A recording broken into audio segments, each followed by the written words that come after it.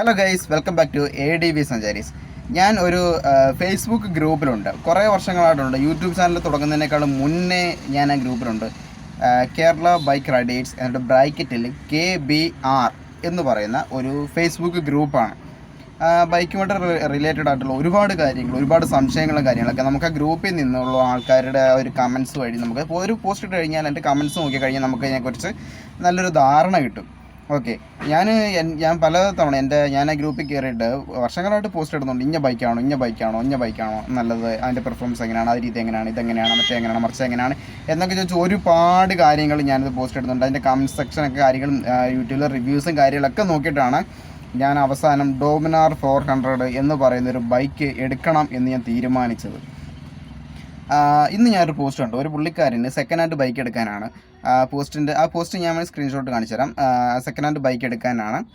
പക്ഷേ അയാൾക്ക് 2 ഓപ്ഷൻ ഉണ്ട്. ഒന്ന് ഡോമിനാർ 400, പിന്നൊന്ന് ഹിമാലയൻ, പഴയ മോഡൽ ഹിമാലയ 2020 ശേഷമുള്ള വണ്ടി എടുക്കാനാണ് പുള്ളിക്ക് താല്പര്യം.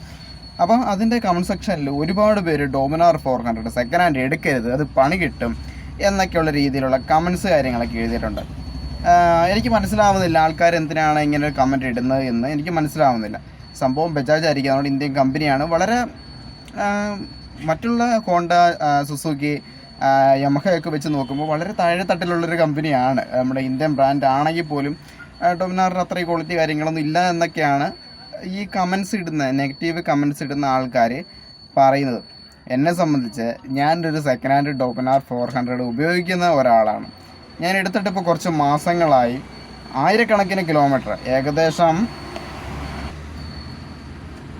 ഈ ഒരു 4-5 മാസത്തിനുള്ളിൽ തന്നെ ഞാൻ ഏകദേശം 10,000 കിലോമീറ്ററിൽ കൂടുതൽ ആ ഒരു വണ്ടി ഞാൻ ഓടിച്ചിട്ടുണ്ട്.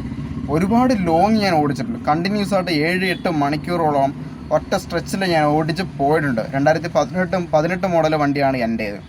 എന്നെ സംബന്ധിച്ച് ആകെപ്പാടെ എനിക്ക് പറ്റിയൊരു പണിയെന്ന് പറഞ്ഞാൽ അതിൻ്റെ റെഗുലേറ്റർ കത്തിപ്പോയി ഇടയ്ക്ക്. അതിൻ്റെ ഒരു ഷോർട്സ് വീഡിയോ ഞാൻ യൂട്യൂബിൽ ഇട്ടിട്ടുമുണ്ട്. എൻ്റെ ഷോർട്സ് വീഡിയോ കണ്ടന്റ് നോക്കിക്കഴിഞ്ഞാൽ അറിയാൻ പറ്റും. അതിൻ്റെ റെഗുലേറ്റർ കത്തിപ്പോയി. ആകെപ്പാടെ എനിക്ക് കിട്ടിയൊരു പണി അത് മാത്രമാണ്. അതൊരു പണിയെന്നൊന്നും പറയാൻ പറ്റത്തില്ല, കാരണം മിഷനാണ്. വണ്ടികളാണ്, കാറാണെങ്കിലും ഹെലികോപ്റ്റർ ആണെങ്കിലും ഇപ്പോൾ ട്രെയിനാണെങ്കിലും എയറോപ്ലെയിൻ ആണെങ്കിൽ പോലും മിഷനാണ് അല്ലേ, മാൻമെയ്ഡ് ഐറ്റംസ് ആണ്. എന്തെങ്കിലുമൊക്കെ യാന്ത്രികമായിട്ടുള്ള തകരാറുകൾ വരാം. ഞാനിപ്പോൾ നോക്കിയത് എന്താണെന്ന് വെച്ച് കഴിഞ്ഞാൽ, എൻ്റെ ഒരു വണ്ടി എടുക്കാൻ പോയൊരു സമയത്ത് ഞാൻ ആ വണ്ടി ഓടിച്ച് പോലും നോക്കിയില്ല. നിങ്ങൾക്കൊരു കാര്യം അറിയാം, ഞാൻ എൻ്റെ വണ്ടി ഓടിച്ച് നോക്കിയിട്ടില്ല. എൻ്റെ വണ്ടി എന്ന് വെച്ചാൽ ഞാൻ എടുക്കാൻ പോയ ആ ഒരു വണ്ടി ഞാൻ ഓടിച്ച് നോക്കിയില്ല. ആ ഒരു ആള്, അതായത് എൻ്റെ ഫസ്റ്റ് ഓണർ 5 വർഷമായിട്ട് ആ പുള്ളിക്കാർ യൂസ് ചെയ്യുന്നൊരു വണ്ടിയാണ്. അപ്പം ആ പുള്ളിക്കാരൻ എങ്ങനെയാണ് ആ ഒരു വണ്ടി കൊണ്ട് നടന്നത് എന്ന് മാത്രമേ ഞാൻ നോക്കിയിട്ടുള്ളൂ. ഞാൻ അവിടെ ചെന്നു, ആ പുള്ളിയുടെ അടുത്ത് ചെന്നു. എറണാകുളത്തായിരുന്നു, മൂവാറ്റുപുഴ ഭാഗത്താണ് പുള്ളിയുടെ സ്ഥലം. അപ്പോൾ ഞാനിവിടെ കരുനാഗപ്പള്ളിയിൽ നിന്ന് ബസ് കയറി, ഹെൽമെറ്റൊക്കെ ആയിട്ട് ബസ് കയറി അവിടെ ചെന്ന് പുള്ളിയുടെ പുറവിലിരുന്നാണ് ഞാൻ യാത്ര ചെയ്തത്. കാരണം പുള്ളി എന്നെക്കൊണ്ട് കുറച്ച് ദൂരം 1-2 കിലോമീറ്റർ, 2-3 കിലോമീറ്റർ ആ വണ്ടി ഓടിച്ചു. ആ ഒരു ഓടിക്കുന്നതിനകത്ത് പുള്ളി ഏത് രീതിയിലാണ് ആ ഒരു വണ്ടി കൈകാര്യം ചെയ്യുന്നത് എന്ന് എനിക്ക് അനലൈസ് ചെയ്യാൻ പറ്റി. ഞാൻ പറഞ്ഞില്ല ബ്രോയിന്ന് ഓടിച്ച് നോക്ക്, ബ്രോ ഏത് രീതിയിലാണ് ഓടിക്കുന്നത് എന്ന് എനിക്കൊന്ന് അറിയാൻ വേണ്ടിയിട്ടാണ് എന്ന് ഞാൻ പറഞ്ഞില്ല. വളരെ നാച്ചുറലായിട്ട് സംഭവിച്ചതാണ്. അങ്ങനെ സംഭവിപ്പിക്കണമായിരുന്നു. അത് നമ്മളവിടെ ചെന്ന് നിൽക്കുക, പുള്ളി വന്ന് പിക്ക് ചെയ്യുക. ആ ഒരു വണ്ടിക്കകത്ത് തന്നെ പുള്ളി വന്ന് പിക്ക് ചെയ്തു. കുറച്ച് ദൂരം പുള്ളി ഓടിച്ച് എവിടെ ഒരിടത്ത് ഒതുക്കി നിർത്തി. ഞാൻ വണ്ടി മൊത്തത്തിലൊന്ന് നോക്കി. അതിനുശേഷം വണ്ടിയുടെ പേര് മാറ്റാനായിട്ട് അക്ഷയ സെൻറ്ററിലോട്ട് പുള്ളിയാണ് ഓടിച്ചുകൊണ്ട് പോയത്. ഞാൻ പുള്ളിയുടെ പുറകിലാണിരുന്നത്. പുള്ളി ഓടിക്കുന്ന ഒരു സ്റ്റൈല്, ആ വണ്ടിയുടെ പുറകിരിക്കുന്ന സമയത്ത് ഞാൻ വണ്ടിയുടെ സൗണ്ട് കാര്യങ്ങൾ ഇത് എല്ലാം അനലൈസ് ചെയ്യുമായിരുന്നു. പിന്നെ പുള്ളി പറഞ്ഞു ഷോറൂം സർവീസ് കാര്യങ്ങളൊക്കെയാണ്. പുള്ളി മോട്ടോറിൻ്റെ ഓയിലാണ് യൂസ് ചെയ്തുകൊണ്ടിരുന്നത്. പുള്ളി നല്ല രീതിയിൽ തന്നെ കെയർ ചെയ്തു. 5 വർഷക്കാലം പുള്ളിയുടെ ആത്മമിത്രമായിട്ട് സഹസഞ്ചാരിയായിട്ട് കൂടെ കൊണ്ടുവരുന്നൊരു വണ്ടിയാണത്. അത് മതിയായിരുന്നു എനിക്ക് എൻ്റെ വണ്ടി ഇതാണ് എന്ന് എനിക്ക് തീരുമാനിക്കാനായിട്ട്. അല്ലാതെ നമ്മളൊരു മെക്കാനിക്കൽ സൈഡിൽ നോക്കിക്കഴിഞ്ഞാൽ മിഷനാണ്, പല പ്രശ്നങ്ങളും കാണും. ചെറുതായാലും വലുതായാലും പല പ്രശ്നങ്ങൾ കാണും. പക്ഷേ അത് ഡിപ്പെൻഡ് ചെയ്തിരിക്കുന്നത് അതിൻ്റെ ഓണർ ഏത് രീതിയിലാണ് ആ ഒരു മിഷൻ കൈകാര്യം ചെയ്യുന്നത് എന്നുള്ള രീതിയിലാണ്. എന്നെ സംബന്ധിച്ച് ഞാൻ നോക്കിയത് എൻ്റെ ബൈക്കിൻ്റെ ആദ്യത്തെ ഓണർ ആ ഒരു വണ്ടീനെ എങ്ങനെ കൈകാര്യം ചെയ്തു, അതിൽ ഞാൻ സാറ്റിസ്ഫൈഡ് ആണ്. എനിക്ക് ഓക്കെയാണ്. പുള്ളി പെർഫെക്റ്റായിട്ടാണ് ആ ഒരു വണ്ടിയെ കൊണ്ട് നടന്നത് എന്നെനിക്ക് പൂർണ്ണമായിട്ട് ബോധ്യപ്പെട്ടു. ആ വണ്ടി ഓടിച്ചു പോലും നോക്കിയില്ല. ഞാൻ 2 കൈ നീട്ടി ഞാൻ ആ വണ്ടി സ്വന്തമാക്കി. ഇപ്പോൾ ഏകദേശം 3-4 മാസമായിട്ടുണ്ട്. 4 മാസത്തോളം ആയിട്ടുണ്ട്. 10,000 കിലോമീറ്റേഴ്സ് കൂടുതൽ ഞാൻ ആ വണ്ടി ഓടിച്ചിട്ടുണ്ട്. ഓഫ് റോഡ് പോയിട്ടുണ്ട്, അത്യാവശ്യം നല്ല രീതിയിൽ തന്നെ ലോങ് പോയിട്ടുണ്ട്. 140 130 കിലോമീറ്റർ പെർ ഹവറിൽ മണിക്കൂറുകളോളം ഞാൻ ഓടിച്ചിട്ടുണ്ട്. നിങ്ങൾ നോക്കി ഏത് റോഡിൽ അത്രയും കിലോമീറ്റേഴ്സ് ഇത്രയും മണിക്കൂർ ഓടിക്കുന്നതെന്ന്. ഞാൻ ധനുഷ്കോടി പോയിട്ടുണ്ടായിരുന്നു. ധനുഷ്കോടിയിൽ നിന്ന് തിരിച്ച് റിട്ടേൺ വരുന്ന വഴി പോയി നോക്കണം, പോയിട്ടുള്ളവർക്ക് അറിയാൻ പറ്റും. കിലോമീറ്റേഴ്സ് ആണ് കിലോമീറ്റേഴ്സ്. ഓപ്പൺ ആയിട്ട് സ്ട്രൈറ്റ് റോഡാണ്.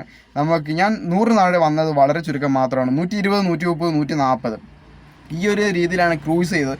ഇത്രയും ലോങ് ഞാൻ ക്രൂസ് ചെയ്തിട്ട് ഹീറ്റിങ്ങിൻ്റെ പ്രശ്നം, നോർമലായിട്ടൊരു വണ്ടിക്ക് ഉണ്ടാകുന്ന ഹീറ്റിങ്ങിൻ്റെ പ്രശ്നമുണ്ട്, അല്ലാതെ വണ്ടിക്ക് യാതൊരു വിധത്തിലുള്ള ഒരു സ്ട്രഗ്ലിങ്ങോ കാര്യങ്ങളോ ഒന്നും ഉണ്ടായിട്ടില്ല. വളരെ പെർഫെക്റ്റ് ആയിട്ടൊരു വണ്ടിയാണ്. പിന്നെ എന്ത് അടിസ്ഥാനത്തിലാണ് ഡോമിനാർ 400 സെക്കൻഡ് ഹാൻഡ് യൂസ് ചെയ്യരുത്, ഉപയോഗിക്കരുത്, കൊണ്ടുപോയി തല വയ്ക്കരുത് എന്ന് പറയുന്നത് എന്ന് എനിക്ക് യാതൊരു വിധത്തിലുള്ള ഐഡിയയും കിട്ടുന്നില്ല. ഹേറ്റേഴ്സ് ആവാനാണ് സാധ്യത, പൂർണ്ണമായിട്ട് ഹേറ്റേഴ്സ് ആയിരിക്കും. അല്ലെങ്കിൽ ഒരു ബൈക്കിന് ഓരോ ക്യാരക്ടേഴ്സ് ഉണ്ട്. റോയൽ എൻഫീൽഡ് കൊണ്ട് നടക്കുന്ന ഒരു KTM ബൈക്ക് കൊണ്ടു നടക്കാൻ പറ്റത്തില്ല. രണ്ടിന് രണ്ട് ക്യാരക്ടറാണ്. നിങ്ങൾ വിചാരിക്കും KTM 125cc ബൈക്ക് 125cc ഉള്ളൂ, റോയൽ എൻഫീൽഡ് 350cc ഉണ്ട്, പിന്നെ എന്തുകൊണ്ട് ഇത് അതിനേക്കാൾ സ്പീഡിൽ ഓടിച്ചൂടാ എന്ന് ചോദിച്ചു കഴിഞ്ഞാൽ നിങ്ങളൊരു വെളിയാണെന്നേ ഞാൻ പറയത്തുള്ളൂ. കാരണം ഓരോ ബൈക്കിനും ഓരോ ക്യാരക്ടേഴ്സ് ഉണ്ട്. സ്പോർട്സ് ബൈക്ക് അല്ലെങ്കിൽ പിന്നെ ഓരോ കാറ്റഗറി ആയിട്ട് ഡിവൈഡ് ചെയ്യേണ്ട ആവശ്യമില്ല. സ്പോർട്സ്, ടൂറിങ്, ക്രൂസിങ് എന്നിങ്ങനെയുള്ള രീതിയിൽ ട്രാക്ക് ഓറിയൻറ്റഡ് ആയിട്ടുള്ള ബൈക്ക്, ഇങ്ങനെയുള്ള പല രീതിയിലായിട്ട് കാറ്റഗറി തിരിച്ച് ബൈക്ക് ഇങ്ങനെ തിരിക്കേണ്ട ആവശ്യകതയില്ല. കോമൺ ആയിട്ട് ഒറ്റ ബൈക്ക്, മോട്ടോർ സൈക്കിൾ, എനിക്ക് ബൈക്ക് എന്നിങ്ങനെ തിരിച്ചാൽ പോരെ. ഓരോ കാറ്റഗറി വെച്ചിട്ടും ബൈക്കിൻ്റെ പെർഫോമൻസ് വെച്ചിട്ടും അതിനെ തരം തിരിച്ച് വെച്ചിരിപ്പുണ്ട്. അത് ഓടിക്കുന്നതിന് അതിൻ്റേതായിട്ടുള്ളൊരു സ്റ്റൈലുണ്ട്. ആ ഒരു സ്റ്റൈൽ കീപ്പ് ചെയ്ത് വേണം നമ്മൾ ഓടിക്കാൻ. അല്ലാതെ പവർ നോക്കിയിട്ടോ CC നോക്കിയിട്ടോ അല്ലെങ്കിൽ അതിൻ്റെ ടോർക്ക് നോക്കിയിട്ടോ ഒന്നും അല്ല ബൈക്ക് ഓടിക്കേണ്ടത്. മനസ്സിലായോ? ഇതൊന്നും അറിയാൻ വയ്യാത്ത കുറേ പൊട്ടന്മാരുണ്ട്. അപ്പം അങ്ങനെയുള്ള ആരെങ്കിലുമൊക്കെ ആയിരിക്കും ഇങ്ങനെ കമൻറ്റ് ഇടുന്നത്. ഓരോ ബൈക്കിനെ അറിഞ്ഞ് എന്നെ സംബന്ധിച്ച് ഞാൻ ഡോമിനാർ എടുക്കണമെന്ന് വർഷങ്ങളായിട്ട് 2-3 വർഷമായിട്ട് ഞാൻ എൻ്റെ നെഞ്ചിൽ കൊണ്ട് കിടക്കുന്ന ഒരു സാധനമാണ് ഡോമിനാർ 400.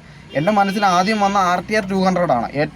ഏറ്റവും ഫസ്റ്റ് വന്ന ഹീറോയുടെ എക്സ്ട്രീം 200S എന്ന് പറയുന്ന ഒരു fairing model ബൈക്കുണ്ട്, extreme 200S.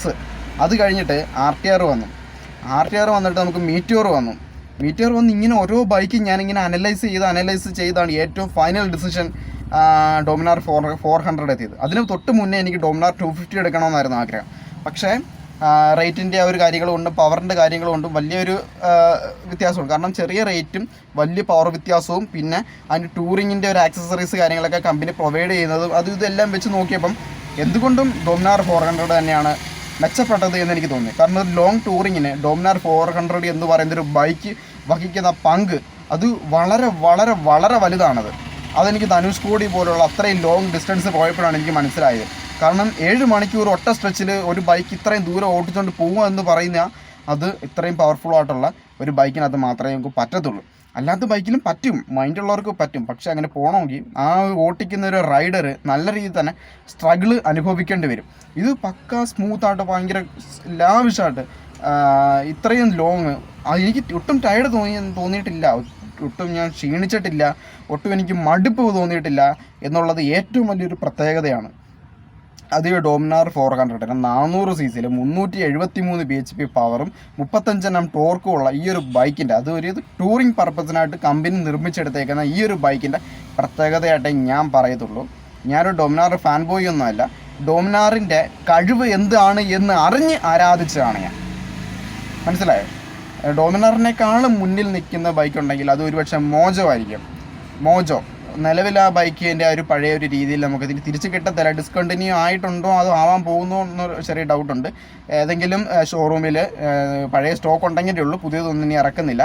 Okay, അപ്പോൾ മോജോ ആണ് ഈ ഒരു സെഗ്മെൻറ്റിൽ ഡോമിനാറിനേക്കാൾ ഒരുപടി മുന്നിലെങ്കിലും നിൽക്കുന്നുണ്ട് എങ്കിൽ. പക്ഷേ അതിനൊരു സർവീസ് കാര്യങ്ങളുടെ പോരായ്മ കൊണ്ടാണ് മോജോ ഞാനങ്ങ് ഒഴിവാക്കിയത്. ഇപ്പം നിലവിലത്തെ സാഹചര്യത്തിൽ ഈ ഒരു പ്രൈസ് റേഞ്ചിൽ ഇത്രയും പെർഫോമൻസും ഇത്രയും ലുക്കും ഉള്ളൊരു ബൈക്ക് വേറെ ഇല്ല. ബജാജ് എന്ന് പറയുന്നത് 500 ഫാമിലിയാണെന്നാണ് പറയുന്നത്. അതായത് സ്കൂട്ടറുകളൊന്നുമില്ല, മൊത്തം ബൈക്കുകളാണ്. അതൊന്നും കൊണ്ട് മോശപ്പെട്ട ഒരു ബൈക്കുകളുടെ ഒരു സെഗ്മെൻറ്റേ അല്ല ബജാജ് എന്ന് പറയുന്ന ആ ഒരു പ്ലാറ്റ്ഫോം. പിന്നെ ഈ ബജാജിൻ്റെ ബൈക്സിന് ആകെപ്പാടെ വരുന്നൊരു പ്രശ്നം എന്താണെന്ന് വെച്ച് കഴിഞ്ഞാൽ ചെയിൻ ലൂസാവും, പെട്ടെന്ന് ചെയിൻ ലൂസാവും, ചെയിൻ അടി ഉണ്ടാവും. അത് നിങ്ങൾ കറക്റ്റാണ് ഓരോ 500 കിലോമീറ്റർ കൂടുമ്പോഴും ചെയിൻ സർവീസ് ചെയ്യുക. ഷോറൂമിൽ കൊണ്ടുകൊടുത്ത 200-250 രൂപയെ ആവത്തുള്ളൂ. ഒരു 500 കിലോമീറ്റർ കൂടുമ്പോൾ 250 രൂപ കൊടുക്കാനാണോ പാട്? ഒരു ബൈക്കിനെ സ്നേഹിക്കുന്ന ഒരാളാണ്, ബൈക്ക് മെയിൻറ്റെയിൻ ചെയ്യാൻ ഉത്തരവാദിത്തപ്പെട്ട ഒരാളാണ് എങ്കിൽ ഓരോ 500 കിലോമീറ്റർ കൂടുമ്പോഴും ചെയിൻ സർവീസ് ചെയ്യണം. അതുപോലും ചെയ്യാതെ ചെയിൻ അടിക്കുന്നു മറ്റേതടിക്കുന്നു എന്ന് പറഞ്ഞ് കൊണ്ട് കിടന്ന് ബൈക്കിനെ കുറ്റം പറഞ്ഞിട്ട് ഒരു കാര്യമില്ല. ഓക്കെ, ഇത്രയൊക്കെ ഉള്ളൂ. അപ്പോൾ ശരിയെന്നാൽ. അപ്പോൾ കുറേ ട്രാവലിംഗ് വീഡിയോസൊക്കെ ഇട്ടിട്ടുണ്ട്. ഭയങ്കര ചൂടടി, ഇന്ന് മഴയൊന്നുമില്ല. അപ്പോൾ കുറേ ട്രാവലിംഗ് വീഡിയോസൊക്കെ ഇട്ടിട്ടുണ്ട്. അപ്പോൾ അതൊക്കെ ഒന്ന് കണ്ട് സപ്പോർട്ട് ചെയ്യണം കേട്ടോ.